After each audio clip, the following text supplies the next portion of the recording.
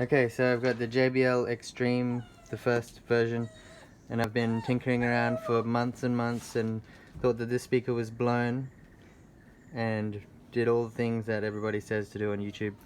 And then I thought I'd check out this thing, tweeter, and so this is what's been going on.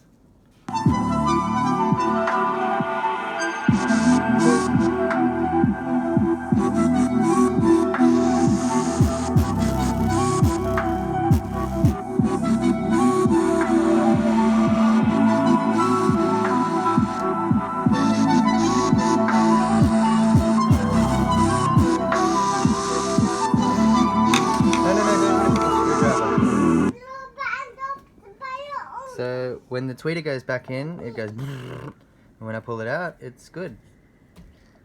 It feels better than just having a blown speaker. Anyone can tell me something to help me with that, that'd be awesome.